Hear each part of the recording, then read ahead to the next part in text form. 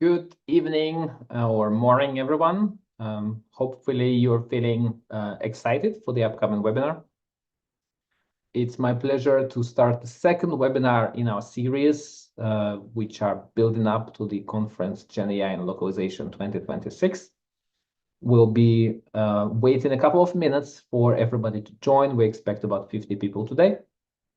And in the meanwhile, let us know where you're joining from. Let's start a little bit engagement in the chat. I can see many familiar faces. Hello, Zdenka. You can imagine you're joining from Prague. Monica, Daria, Anastasia, some of the friends from many adventures in the past. Some of us are joining from very, very far around the world. Hello, Stefan. Good morning. How's Texas? Well, it's not in Texas. I'm in Buenos Aires. You're in Buenos Aires. You're for Vamos Vamos Juntos. I'm calling in from Buenos Aires. So we have coverage from all around the world today, for sure. Excellent, excellent. So, as you probably know, Custom MT is running this conference, GenAI and Localization, and Stefan will explain more about the upcoming event to help localization professionals gain AI skills, work with the upstairs stakeholders, build up competences, that kind of stuff. And this is the second webinar in the series. Today we are honored to have Giulia Tarditi join us. Giulia is amazing. I've visited Giulia in Pavia once. Giulia, where are you? Are you with us here representing European Commission? She is the head of localization at Revolut. It's an iron throne, as far as I know. It's not an easy large team to govern. And Giulia has been doing it with the help of KPIs. So I don't know if anybody loves KPIs. Do you like KPIs, guys? You've joined because of the topic, I hope, or maybe because of Giulia. Let us know yay or nay for KPIs. Personally, as a company manager, I don't like KPIs, but I find them necessary, and a good well-designed KPI helps align everybody behind the mission, behind the push for the year. It's an art, a difficult one for me, but probably Giulia can do it like this. So I'm very excited to learn how to make it very easy going, very useful, practical. Today we'll have a few exercises, breakout rooms, so buckle up for the ride. And I hope you can say a few words in the breakout rooms or sometimes write questions in the chat. So be active, be interactive. This is a localization management club. So importantly, your feedback at any point of this show is important. Your participation helps the speaker understand how it's going. I know from experience that speaking into the camera for 1 hour and a half non-stop is not the best experience to hope for. But with your participation, constant feedback, smiling faces, frowns, interesting questions, probing questions, whatever you have for this evening tonight, all of this helps create energy and create engagement, which is paramount for a great event. Now, I've been talking already for 4 minutes, so hopefully I fulfilled my mission, given enough time for everybody to join. Giulia, where are you? Are you with us? Show yourself, please. I am. Hey. Yes. Hello. How you doing? I'm good. Okay. My mission is done. Thank you very much. Stefan will moderate. Hopefully everything is I was ready. told we're going to get a beautiful slide up of the upcoming GenAI and Localization conference. So I'm counting on my technical team to. Dasha, are you there? There we go. All right, there we go. Stefan, take it from me, and Giulia, right. good luck. I'll be learning from you today how to make management like a beautiful dance, like a tango. Thank you. That's Thank you it. so No much. point. Konstantin doesn't like KPIs, but that's just because he doesn't have the right KPIs, right, Giulia? We're going to teach him we're going to teach them this afternoon that if you have the right KPIs, there's something to be loved. And you've taught me a lot already over the last couple of weeks. So we're going to give the word to you shortly here. I quickly want to remind people that there will be a next GenAI and localization conference coming up, 2-day conference or 3-day, 24th, 25th, and 26th in June. And if you scan the QR code, you can sign on to the waiting list and get information about it as we release it over the next couple of weeks. Going to be a great event that you don't want to miss, and certainly the last couple of GenAI and localization conference have had incredible speakers and incredible information for people that want to stay up to date on anything GenAI in the localization industry. Giulia, we've done enough talking. You're chomping at the bit, I'm sure. The ponytail is super tight and you're ready to let go. It's all yours. Go ahead. Thank you. Thank you very much. I'm really excited to be here, everyone. Nice to meet you. If we haven't yet, although I can see a lot of familiar names in the chat. Can everyone hear me fine? Just thumbs ups, reaction. Yeah, we're good. Okay, awesome. So today we're just going to have a friendly session around KPIs from basics. Right? Like what are KPIs? How do they interact with OKRs? Do we use one? Do we use another? How to set one up successfully? And how to apply the science of KPIs, the craft of KPIs, to localization programs. Okay, we're going to have 2 breakout rooms moments. So you're going to be divided into groups, and we do hope that you will interact and engage during the breakout rooms. We will ask you to nominate, let's say, a lead during the sessions, and then maybe the lead can present back to, here, although no pressure, if there's anything particularly interesting that comes out during the sync that you will have. I will be joining the various breakout rooms, jumping from one to another to see if there's questions and if there's any facilitation that can take place from my end. And so I guess Giulia, go on. If I can interrupt you 1 more second rudely, and then I'll be out of here, I promise. But I just want to communicate to everybody that we are a club and we love feedback. We love people to interact with you and ask some questions as they come along. They don't have to wait till the very end. If you have a question, just go ahead and put it in the chat. Dasha is going to monitor the chat and let me know when there's interesting questions that we can lob you as a curveball. So be ready for that, Giulia, and I'll leave you alone for the rest of the time. Okay. Okay, perfect. So let me just kick off. I'm gonna start screen sharing. And okay, I guess we're on. Let me know if everything looks good on your end. Can everyone see my screen? Is it good? Awesome. Okay, so we're here to explore the KPI subject together.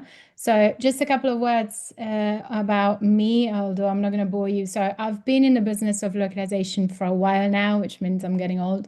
Mostly I've had the opportunity to lead teams and create teams from scratch on the client side.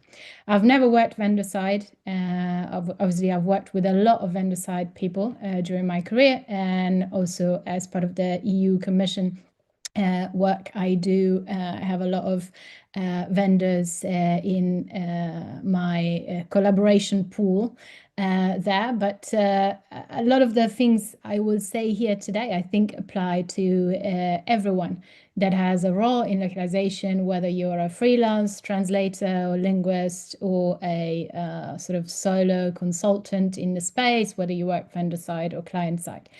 One thing about me that I think drove me to know more about OKRs and KPIs is that I am very curious, and I always say that I'm a good student of what I am yet to learn.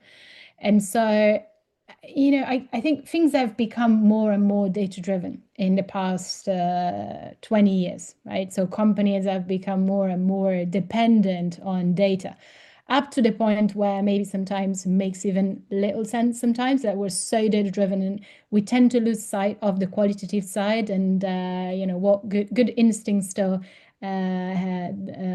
role has to play in management. But still, I had to adapt, and my management style had to adapt. And so when the concept of OKRs came out, and people started discussing it, there was a really good book that came through. It was not discussed a lot up until maybe the 2010 or 12. I really wanted to get a hold of it. I was a Badu at the time, and I started exploring, and I got hooked. Sometimes when I learn about new subjects, I do that, like I get hooked, and then it becomes a part of my operating model, let's say, my mojo. I speak a lot of languages, and I read about 15 or 18, which means I'm a little bit weird for normality's sake, but this has also helped me a lot in my job. Let me see if I can go to the next slide. So what localization can enable? Obviously, localization has a role to play across different, let's say, parts of the organizations, depending on where it sits. And again, whether it's client side or vendor side, localization has a lot to give, both to product, marketing, customer support, and growth. There would not be international growth without localization, right? So that's one of the items that people tend to forget, but that we do a lot for. Customer support would not be the same without localization, because we localize a lot of help content, customer-facing materials that drive the perception of the brand and of a product by its audience and user base. Also, companies would not be able to reach out to their customers without localization across languages and geographies. And a product would not be able to get used without our help, right? Because usability is one of the things that is mostly empowered by textual elements, although designers keep saying that words don't really matter and that we can put a lot of dummy text on designs and people will be able to use them. That's not really true. And so localization definitely has a good seat at the table there. So let me just move on to the next slide. Let's get a bit more technical now. What is the difference between KPIs and OKRs? You get a lot of people telling you that you need to use either one or the other. And I guess in terms of application scenarios, it is true that a lot of companies decide to go down either one route or another. And we can take a look here at where sort of generally the differences of the narrative tend to take place. KPIs are for more established, let's say, localization programs. If you have an established localization program, you may not need an OKR set. You may be fine just having KPIs, okay? But if you're trying to drive innovation, you're starting a new team, or you're trying to move your function to having a different role within the company, then OKRs are probably the way to go. The horizon is slightly different in the sense that KPIs, once again, tend to be a bit more stable, right? And continuous in the way they are applied. So generally, quarter in, quarter out, year in, year out, weights may change, but KPIs tend to be more or less consistent, okay? The OKRs instead tend to be time-bound. So generally, they are associated with performance cycles that are called quarterly performance cycles, so 3 months long. Although some companies apply them to yearly, so 12 months scenario, but they tend to be working for a set period of time. So the OKR set that you have this quarter will probably not be carried out into next quarter, unlike what happens with KPIs. So in terms of what they're best for, KPIs, tracking ongoing business performance. How is my engine going right now? Is it going well? Does it need some oil? Does it need some tender loving care? versus driving innovation, doing something new, doing something very, very differently from how I've done it before.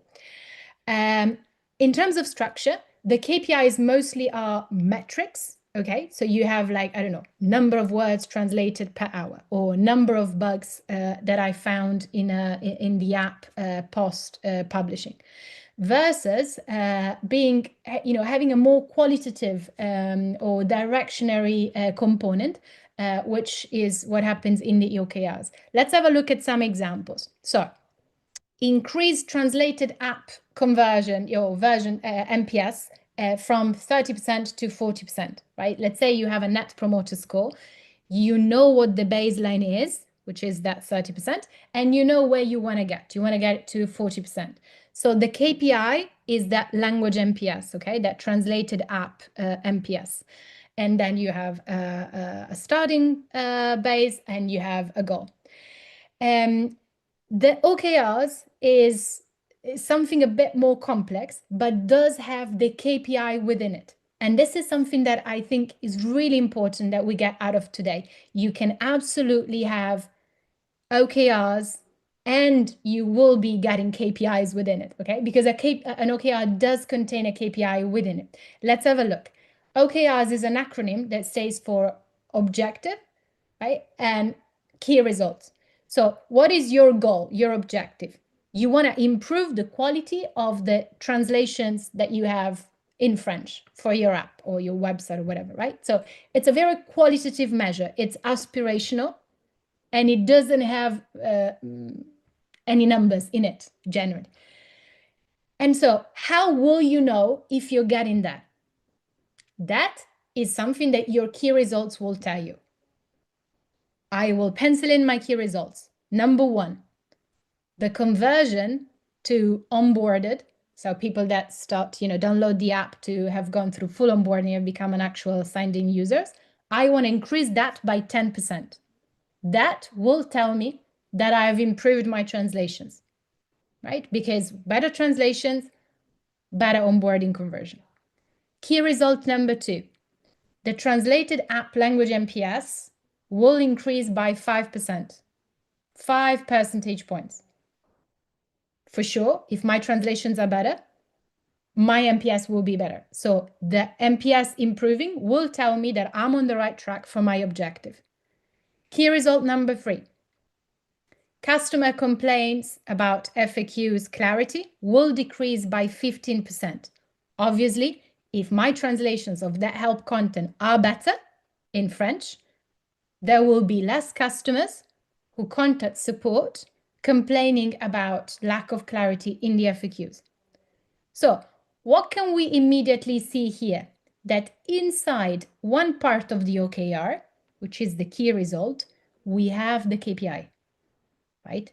The language NPS is in, right? We said in the example to the left that the KPI for the first example was translated app version NPS.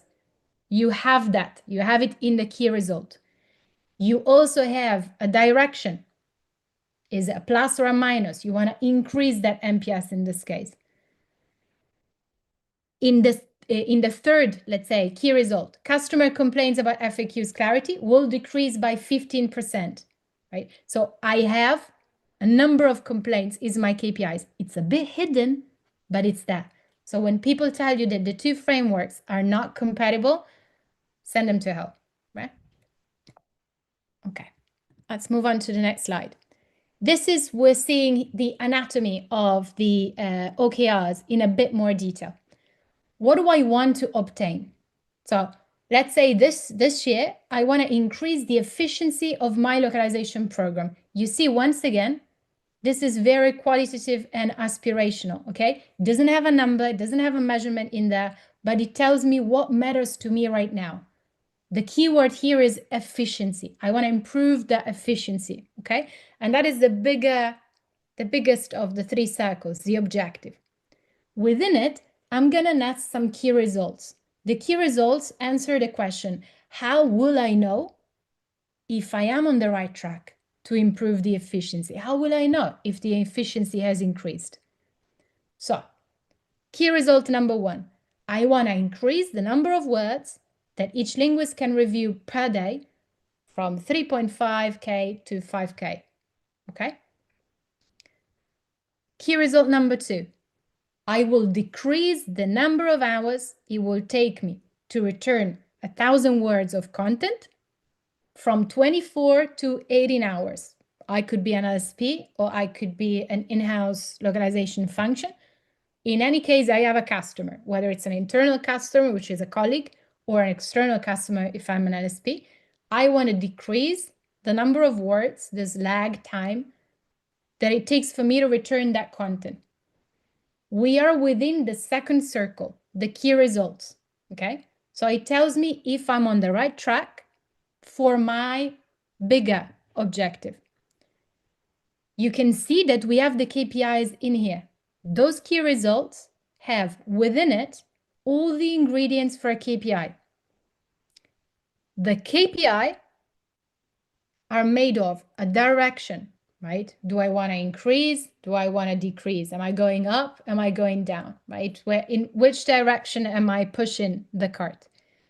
They have a metric name. What am I measuring? Number of words, number of hours, translation satisfaction, cost per word, things that I'm measuring, right? Conversion to onboarded, okay? That is the name of the metric that the key performance indicator needs in order to be a KPI.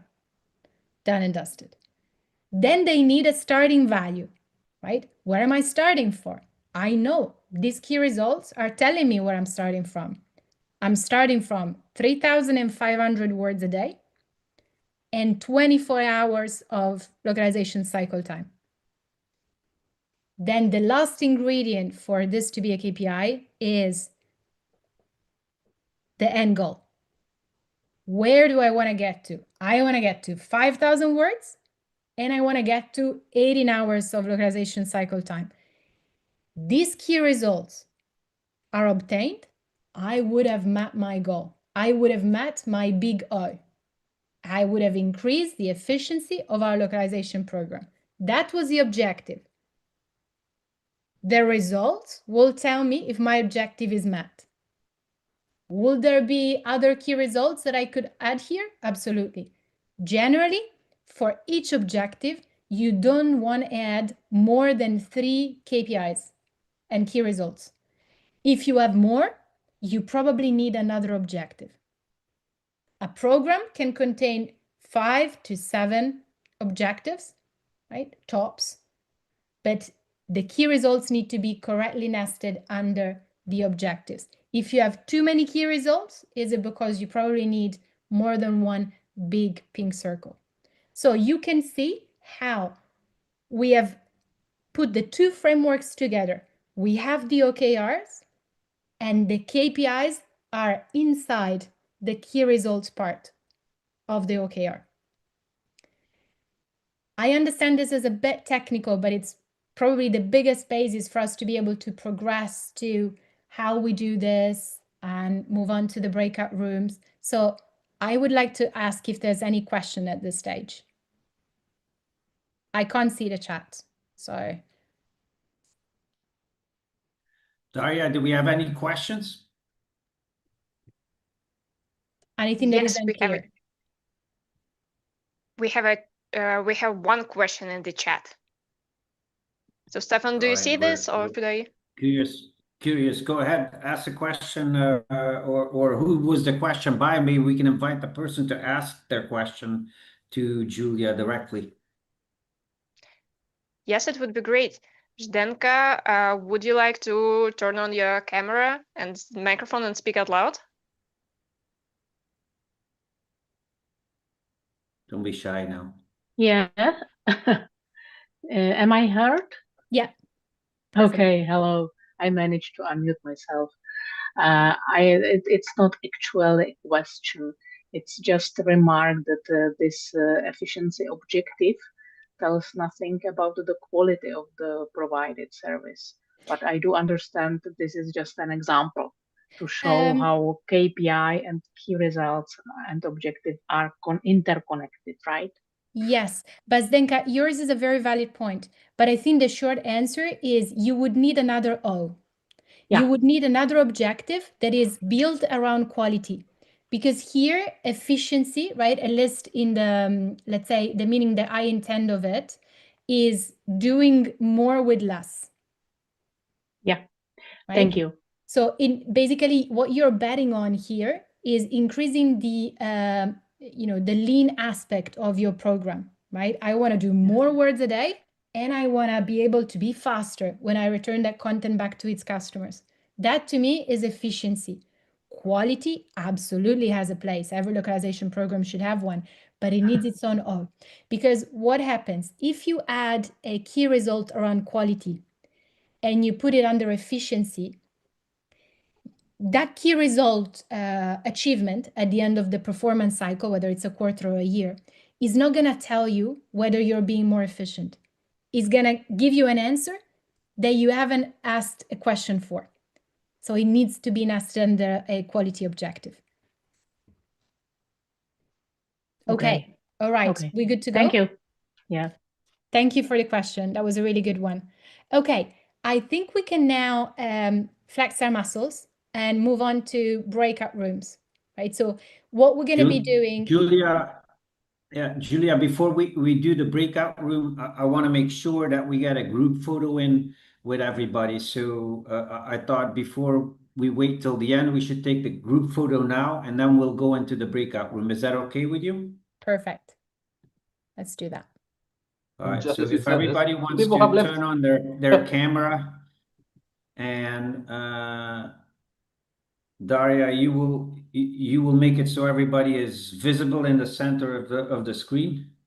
That's your technical challenge today. Hopefully you can get that done, and then we'll take a quick picture.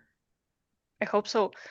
So everyone, let's give a big smile for this group picture. Are you ready? Okay. Yeah, I just see you in the center now, Dasha. So you tell me. Okay, I see everyone. So just big smile. Okay, then you're gonna be tasked with taking the screenshot. Perfect. Awesome. Should we count down from 0 to Let's from just 3 go. to I want to 0? learn about KPIs. Yeah. But we want to make sure we have that picture by the end of the session as well, Constantine. So here goes. 3, 2, 1. Yay! You got it, Dasha? Yes, we got it. All Please right. continue, guys. To breakout rooms we go.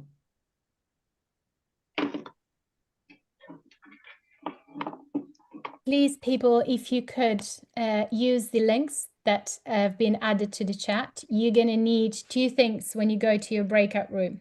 You're going to need a breakout room spreadsheet, and you're going to need a scorecard. So what we're going to ask you to do is come up with your own OKR. You're going to have an objective and a couple of key results. I always say that for newbies, if you want to start from something that is not professional setting related, but something a bit more like, hey, I want to get in shape and that's my objective, and then I'm going to pencil in a couple of key results, you can absolutely do that. But when you're in the breakout room, try and ensure that you have a challenge that you want to pencil in as a team. And then elect a lead, and this person can show us around when we're done.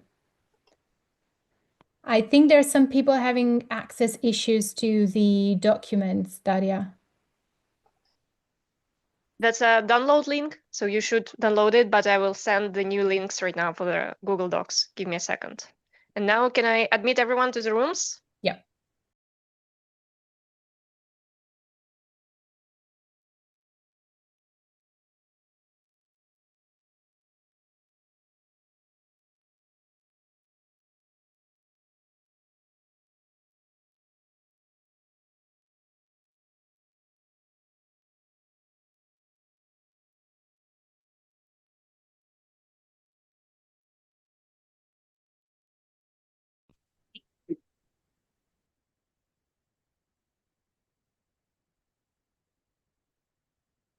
Mandy, we have a story for you.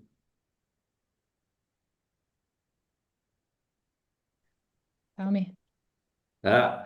Well, we were an Italian company for hair products for bald guys, and but me and Diego in the room, I think we're actually starting a company after our workshop, just because of this. Thanks to you, Julia. Our scalp is going to smell beautiful, and it's going to be very, very, very, very well moisturized. I'm gonna become an investor. So just one comment actually off of this. Sometimes the best way to make practice is with fictional scenarios or scenarios that are detached from what you do. And the reason is that when you are so embedded in what you do, like, you already know your priorities, you already know where you're headed, you're so biased that you cannot go back to the basics. And unfortunately, a lot of things do KPIs and OKRs wrong because they don't get the basics. So I think you did well coming up with a fictional scenario, and it was probably helpful. So I think the majority of folks should be back by now. So I would like to ask room 4, so Anastasia Taimanova, if possible, to share her screen and walk us through the OKR they came up with, and just followed by room number 1. We can only get a couple of minutes each, right? Because then we need to move on to the rest of the content of the slides. Thank you.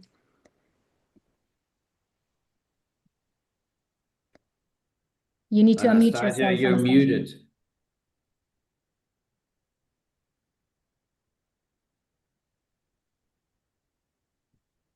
I'm sorry, I got lost in the Zoom interface. So can I start now? Yeah, go on. Just as I said, I'm not that good at public presentation, but I will do my best. So our example objective is increase implementation of AI in localization workflows based on a real example. That's what I'm doing right now in my company as a head of localization.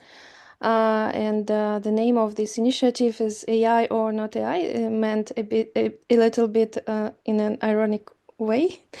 So the key result will be 6 of existing 40 languages will be done with 100% AI LLM by the end of the second quarter.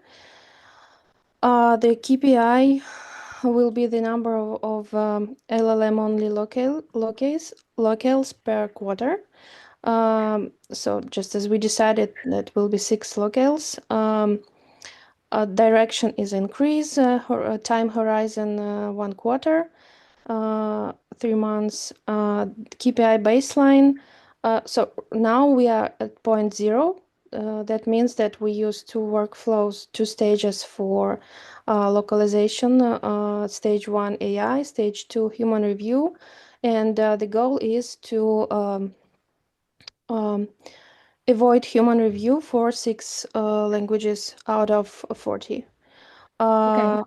Anastasia, sorry to interrupt you. I think I got the idea, and just in the interest of time, I think what you did here is correct. There is one mistake that is in row 9, and is the improvement percentages, right? Yes. So if you're going from 0 to 6, you have a way bigger multiplier here, but that is the only real issue that I see with this. So you're increasing AI penetration, you're starting from 0, 0%, let's say, retention done by AI, and you're moving to 6. There's different ways to do this. You could use word count, so you could look at share of AI retention. You could look at content types or project language combinations. Here you've decided to move workflows, which is also fine. The actions, right, are the things that you need to do in order to obtain your key result, which is by the end of the quarter, 6 out of 40 languages will be fully AI retained. For the actions, I really recommend that everyone gets super specific and MVP-like. So the actions need to be very simple, like things you need to do. For example, you need to create a dashboard. You need to set up metrics for the quality of these languages, right? So that would be one action. Another action would be to, fine-tune the models. Another option would be to take a look at the prompts, improve the prompts, measure the prompt's effectiveness. Don't be afraid to go too small. on the actions. Why? Because if we break actions down into very simple steps, they reduce the anxiety and they simplify what we're trying to do, right? So the objective, put a lot of thought into the objective and the key results, and these need to be ambitious and very specific. Then the actions go small, okay? Yeah, You it's can like have 100 actions for one objective, and that's fine. Thank you so much, Anastasia and the team. Stefan, who was in your room, do you want to screen share a minute? So since we're doing bald guy products, it was me and Diego that took the lead on that. That'll be a big surprise. And Diego was our scribe, so he's gonna share the Do you see the screen? Yeah. Yep. So You want to that's take the it from there, check. Diego? You want me to talk? You tell Absolutely. me. Well, go ahead, since you devised everything. Yeah, no, Yeah, go ahead. I will let you chime in, but I can get us started. So we fantasized that we were an Italian hair product company for bald guys, and we had an objective of expanding our product availability in Latin American markets. We unlike Anastasia, we thought of it a little bit broader, and so maybe this is a good segue to ask you, Giulia. It was my understanding that the whole purpose of involving this KPI as a localization manager, or from a vantage point of a localization manager, to branch out and to create connections into the real business direction of the company, and thus use this as a stepping stone to connect with marketing or sales or production, Yeah. etc. And so that's kind of the angle that we went with on this. Okay, understood. Thank you for this. So just in interest of time, just very short debrief. I think this looks great, but so OKRs tend to be team specific. So your, let's say, OKR is as a localization team is localization specific. It can tie into marketing metrics. It can be a slice of a marketing metric, but you're not going to have a shared OKR between yourself and marketing, because that basically leads to problems of accountability, like who owns what, right? So it tends to be better to have like a single, let's say, accountability for the OKR and the KPI. So in this case, you want to expand the product availability in Latin markets. Objective, very clear. Key result, launch the product into Argentina by the end of the quarter. The key result is fine, but your key result is binary. You've either launched it or you didn't. Sorry, I think I can see something black on the, yeah, okay, perfect. So you've either launched it or you didn't. So in the KPI is if you have like a production chain, is that what you have? Like a production chain or like, so you need to have something very specific, like number of products that leave your production line a day, or number of sales made in the market a month. It needs to be more specific than that, because otherwise it's very binary. For binary KPIs, I suggest we call it key milestone, because it's either achieved or it's not. If you put yourself in a position where you have a binary KPIs, it's going to be very hard to defend partial attainment of that KPI. Oh, I didn't reach 100% of it, but I reached 50% of it. No one's out. So it's either launched or not. So in this case, just be very specific, right? Like a number of sales made, or a number of customers obtained, or a number of shampoo bottles that come out of my production line. The actions are fine, right? Check and align with product regulations and certifications. But this is probably not your job. This is probably the job of the local compliance team or the local legal team. If there is a localization component of these actions, as in translate the T's and C's, or localize the pitch deck, etc., it needs to be yours. Otherwise, the other one is theirs. So it's just a bit mixed in terms of accountability. But if that's all right, I think for everyone's sake, we can go back to the rest of the content. Thank you, everyone that worked on this exercise. We are a small startup, we needed to do it. I hope that the corrections are clear for everyone. Like, I remain at everyone's disposal if you want to message me on LinkedIn or anything about like a specific Google Sheet that was produced during the breakout rooms. That's also fine. But if that's okay, I'm going to go back to the presentation.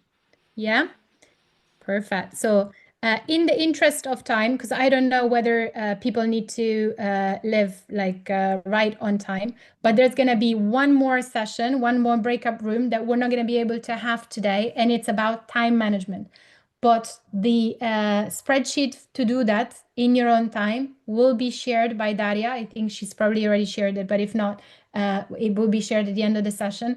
And I really suggest you do that with your calendar, because it does provide a breath of fresh air when you're trying to make time to do impactful work, okay? And needs you to take a very good and critical look at your own calendar and how you spend your time. It's hard to do, but you do it for 1 week, and I can promise you it's going to be a multiplier of your KPI and OKR success.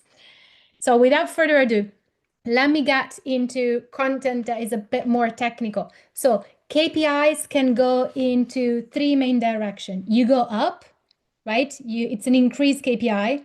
So you increase the value of something, percentage of new markets launched as per the hair loss product, productivity, conversion rate, or you want to go down, you want to decrease cost, you want to decrease localization cycle time, etc.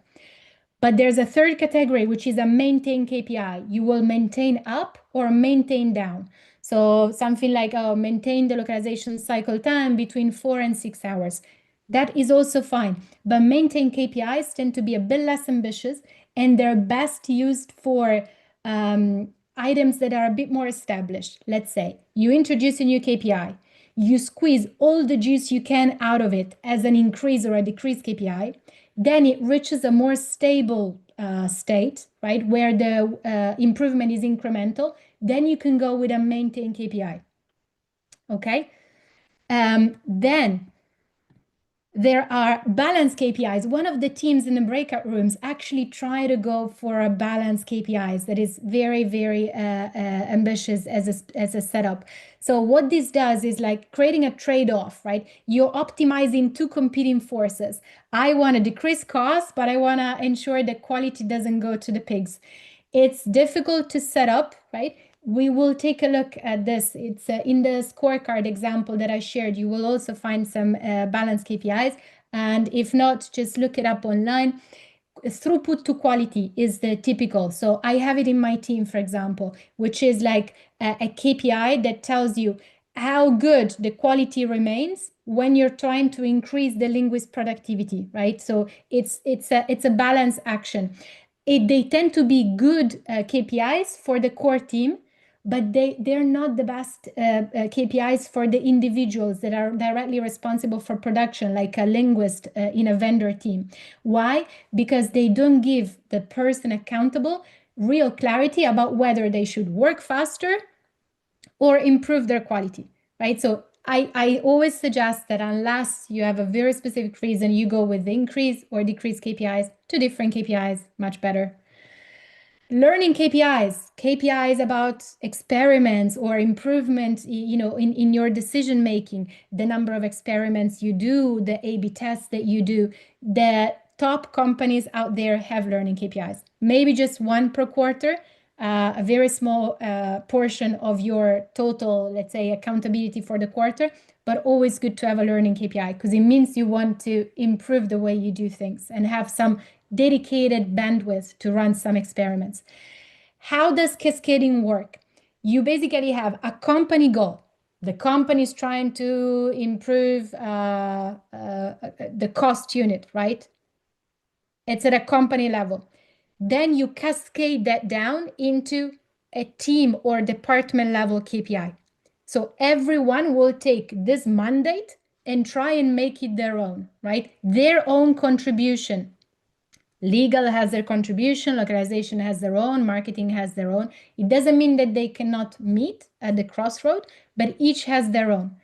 From there, you can derive even more granular cascading, team level, individual level, individual contributors, people managers, etc. This is an example of cascading, just in the interest of time. I think given the slides will be shared, just an example. For example, team KPI, you wanna improve the time between the source content freezing and when you're delivering the localized asset. That is clear. That is a team mandate. What will the PM do? The PM will work on improving, right? Reducing the cycle time for each cycle, each release. That is the first cascading level. The second cascading level is to the actual linguist that does the job. The linguist will be asked to improve the number of words they can translate per hour. Why? Because that all connects back to the team KPI of having shorter delivery, right? Shorter lag between when the source content freezes and when the localization one is delivering. That is called cascading. We just bring a concept down. It's like a funnel, right? And derive it up until all the levels that make up your team. Okay, moving on. KPIs that fail. Why are KPIs not failing? Again, you've ignored the company strategy. I think, Stefan, you said it yourself when you moved to the breakout room. We've got to know what our company is trying to do. If we're a sole trader or a freelancer, I want to know what my priorities are this year, which may be different from the ones I had last year or will have next year. If I don't know what that priority is, I cannot design my KPI set. Or there's too many.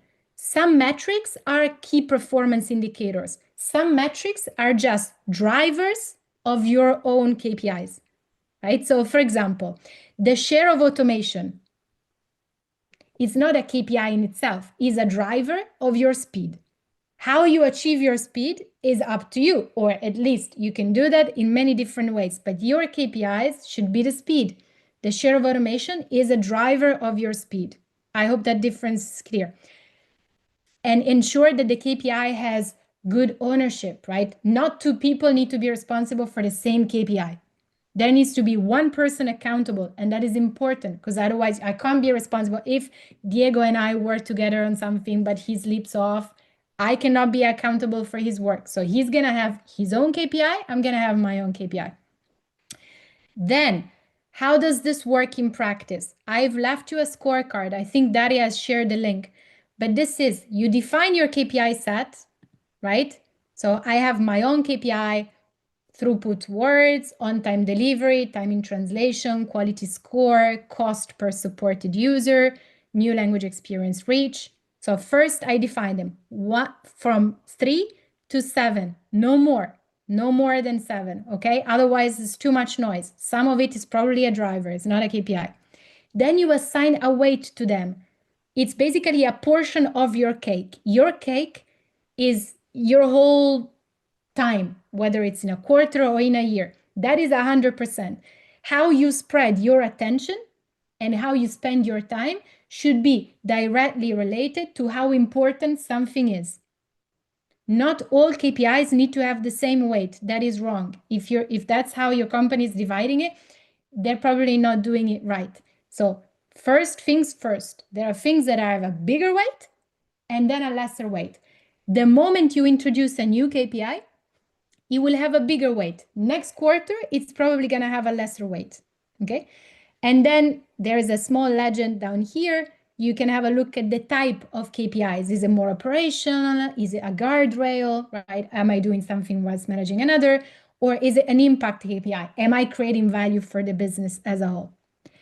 Then you come up with a weight, right? The weight is the one that we've seen before, but here you have a definition of weight, like why do you need weights, right? And why do you need to explain to your leadership or to someone in your team what weights are for?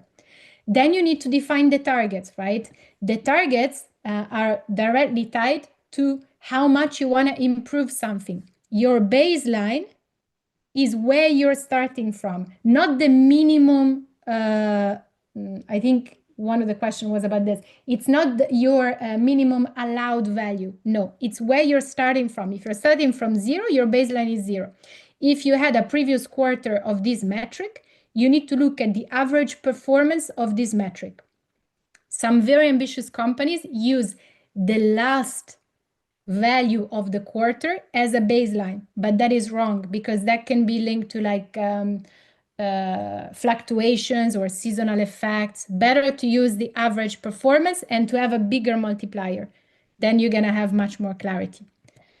Then This is like an idea of how you create your baseline, right? What we have discussed a second ago. So you have a look at the average across the performance cycle and define your baseline.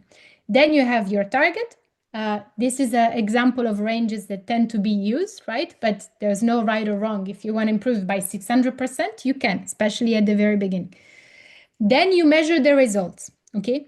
Now, you will have slides that are a bit more technical that explain how these results are measured, right? And their contribution for your performance assessment.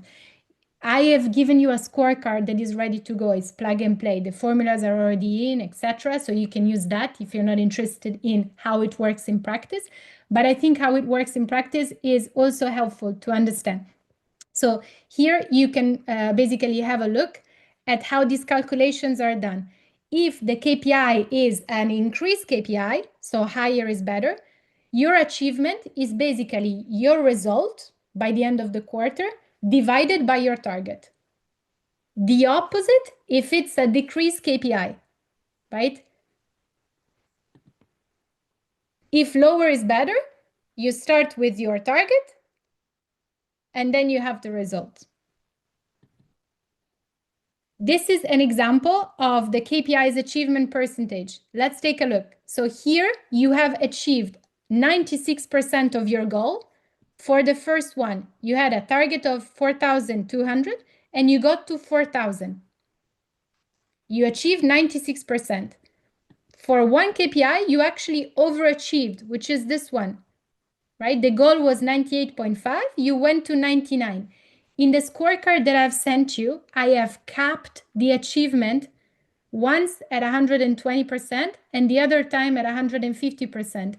Either is fine, but you need to come up with an achievement because you also don't want to over-reward over-performance. So my suggestion is 120. If you really want to go to 150, fine, but you cannot have KPIs that are 200% achieved, okay?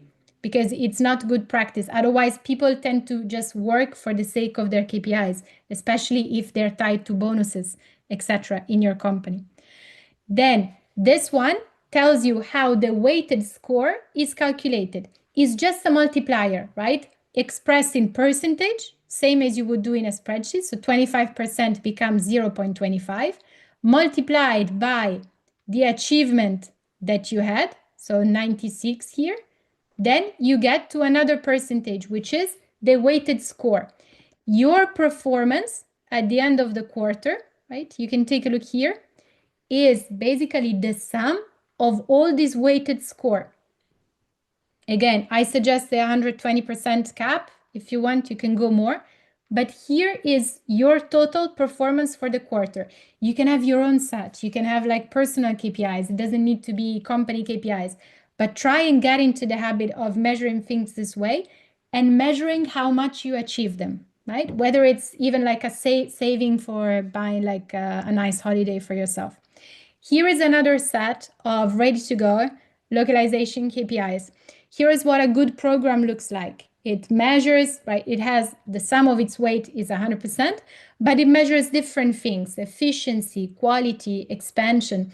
This is a more operational set, but I'm going to screen share the examples in a minute that have things that are a bit more product-y or marketing-y, or depending on where your localization function is on the spectrum of from being a cost center to being a value-added function in the organization. And that really depends also a lot on the organization that you're in. Giulia, Renato Beninato informs everybody that if you overachieve your KPIs, it automatically means you set it too low from the beginning. Is that something you buy into, or? No, not necessarily, but that's why the 120% cap, I think, is important, right? So I don't know, that depends on your leadership. My leadership would never allow me to set too little ambitious KPIs, I can tell you that, and I'm not going to be able to allow my team to do the same. So it still happens that you have stellar performers, what we call at Revolut A players. And sometimes A players will overachieve. That could be for a lot of reasons that are not tied to the ambition of your KPI setting. But Renato is right on one account. If you have a full set of KPIs that you've overachieved, then something was wrong in the way they were set up. If it's one, no, you may have an A player, right? And that's also fine. So how do we reduce anxiety? I know that there's a lot that we've discussed today, and KPIs and OKRs are a lot to take in. But my suggestion is to understand what your goal is, right? That is your outcome, what you're trying to obtain, right? What you're trying to get to. And then bring it down in complexity, decrease complexity slowly, right? Into outputs and actions that are very small.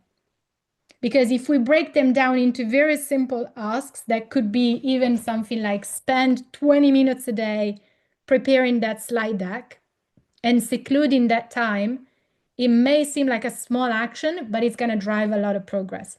So don't be afraid to go small and niche on the actions, starting from a well-defined outcome up there. Here are my suggestions for you to spend some time doing deep work, right? So you need to identify what it is that you're currently spending your time on today. Do it for a week. There is a tracker that Daria has shared that I suggest you do for a minimum of 7 days.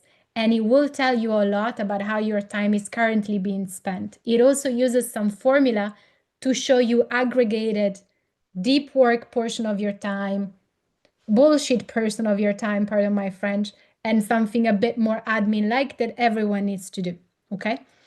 When you're done with this, there is in the tracker a possibility to define for each things you do, whether you want to keep it, kill it, reduce it, or batch it. If you batch similar work together, your time will be way more efficient and you will be able to spend more time directly tied to your OKRs. My suggestion is to, for everything that you do, obviously not taking a break and smoking a cigarette, but for everything else, you need to define whether what you're doing is tied to your KPIs or not. Some stuff that is not tied to our KPIs we still need to do, but not a lot of it. You can say no more, right? So it also gives us the freedom to push back against impromptu requests that tend to just absorb a lot of energy, but they stop us from overachieving on that KPI, Renato. Okay? So 1 week time audit. We say that they're planning fallacy. People think that they are spending a lot of their time on focus work. In the end, they really misestimate this time allocation by between 30 and 50%. So please track your time, use the tracker, and let me know on LinkedIn how you're doing. For every task that you do, is it intentional? Is it tied to my KPIs? How much time do I think I will take to do it? And how much time do I actually end up having spent on it? Then for everything, reduce, keep, kill, batch. Okay? So focus AG in summary, try and set them up and increase deep work time because it's directly tied to your KPIs. Let me just exit from the deck and I can show you what you've got here in terms of takeaways. See here, you've got a breakout room exercise 2. This is the one that you're going to have to do in your own time to track your time spent and how you want to spend it. And then here you have a localization scorecard ready to go. I think this is the thing that probably has the biggest value out of the items shared today. So here you have, sorry, let me just bring it back up. Here you have an instruction tab that tells you how you can use this, right?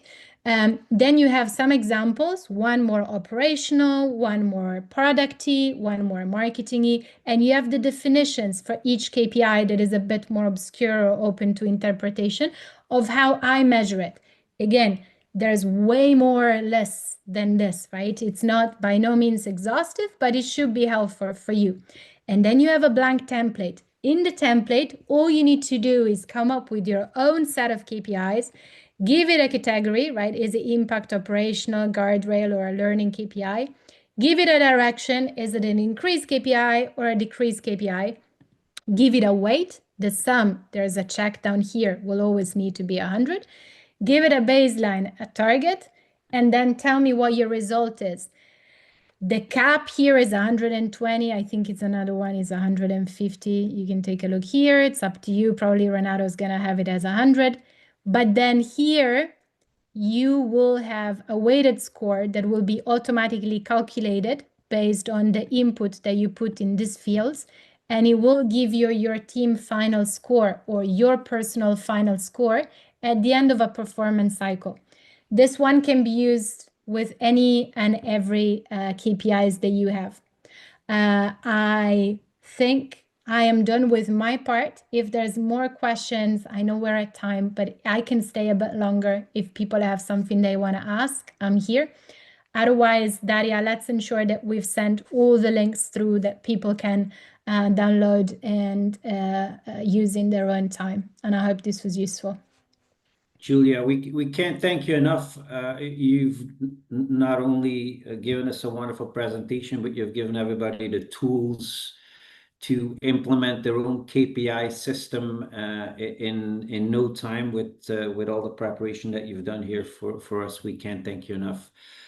If there's anybody has a question at this point, feel free to unmute yourself and say it now or forever hold your peace. We certainly have lots of food for thought after this presentation, and people can reach out to you on LinkedIn if they have a question as well. Would that be okay, Giulia?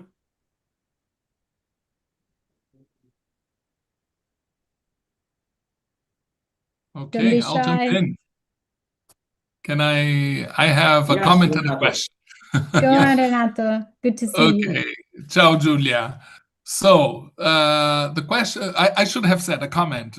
I should have said I wouldn't have put that to 100% in the tracker as a limit. I should have said if you consistently exceed your KPIs, because it's that conversation. The first time you don't know, you're guessing. The second time it's a fluke. But once you start consistently exceeding it, it's because you're set it too low, right? And you know something, Renato? 10% is not abnormal, but exceeding it by 200% it's a mistake. You actually reminded me of something important that I forgot to share today. Too many teams, too many companies, too many people, and too much leadership are afraid of seeing KPIs in the red.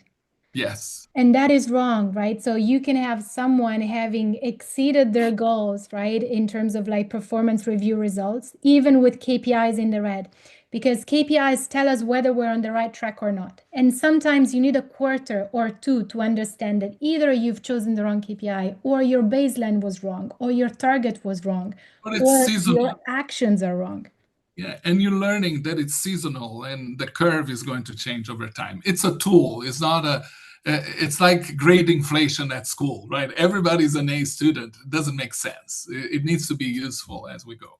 But my question is that I'm trained in WIGs, widely important goals, which is a very similar approach instead of KPIs and OKRs.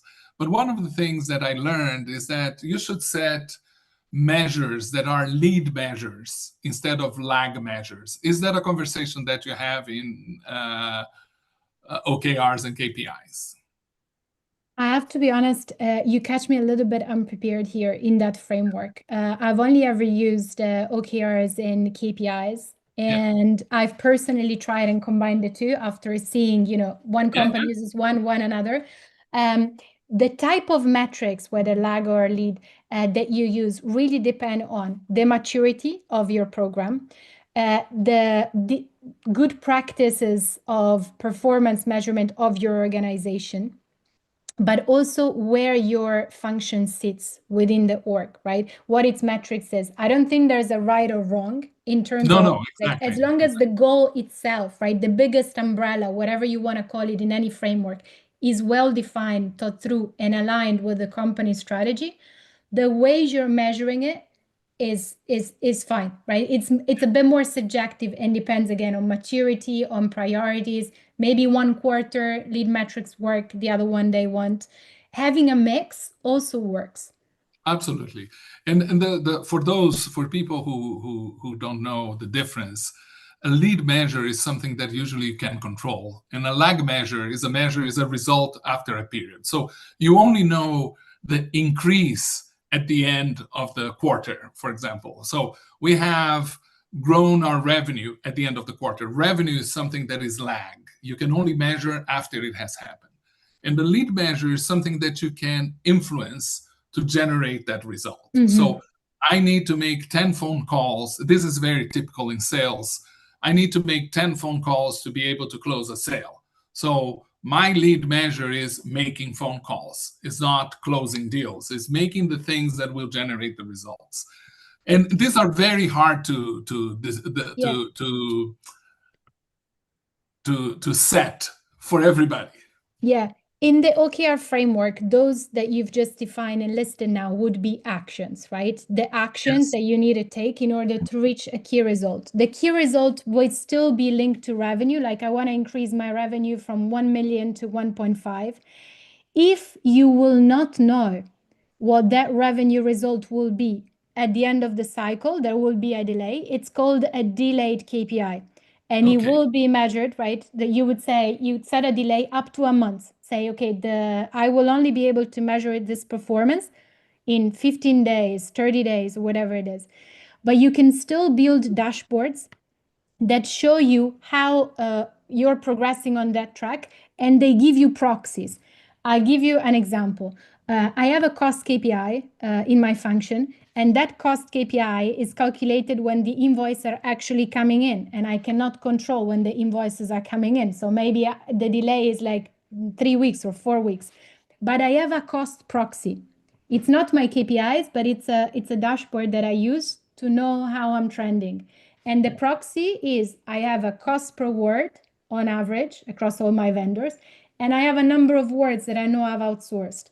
So I can get it wrong by a few bits and bobs, but I know where I'm trending. And when my performance cycle closes, if I cannot wait for that delayed insights, I will cite my proxy and say, I think I'm going to land in a range between 5 and 6. It could be POs, for example, is another proxy, right? It's not the end result, but it's what you estimated in the beginning. Or project size. That's the idea. So actions, you call lead measures are called actions. That's my lesson learned for today. Thank you, Renato. Thank you. Super Great helpful, presentation. super helpful, Giulia. You've been so gracious with your time. We don't want to abuse your generosity. Unless somebody else has another final question, I think we should go ahead and wrap it up. And thank you again profusely for all the tips and tricks you've given us to be on top of KPIs. Really great presentation. Thank you very much. Thank you so much. I'm going to leave everyone with a bit of homework. I'm hoping to hear from all the attendees via LinkedIn how your calendar is looking after a week of sort of insights and measuring using the tracker, and what you've learned, right? I'm hoping if I can give you even just one takeaways would be that you've improved the use of your time by a little bit. This is something that is a multiplier of KPIs or WIGS goals success that I know you can leverage for sure. And I hope the scorecard is helpful. It's meant to be plug and play, especially for teams that do not have already a tool, like an HR tool or another tool in their company to already track their KPIs progress. So even if you just rely on SQL queries or something simple to know where you're standing, that tracker should be handy. And let me know if you have some feedback. So also very keen to hear if people have comments that will help me to enrich it further for next occasions like this one. So thank you so much, everyone. And thank you, Custom MT, for giving me the opportunity to be here with this group of folks today. Bye-bye. Thank you, Giulia. Fantastic. Ciao. See you Bye, next time in everybody. April. The next one is in April. I think the topic will be using Claude Code to create your own TMS. Wow. Vibe coding. Ciao. Bye-bye. Bye-bye.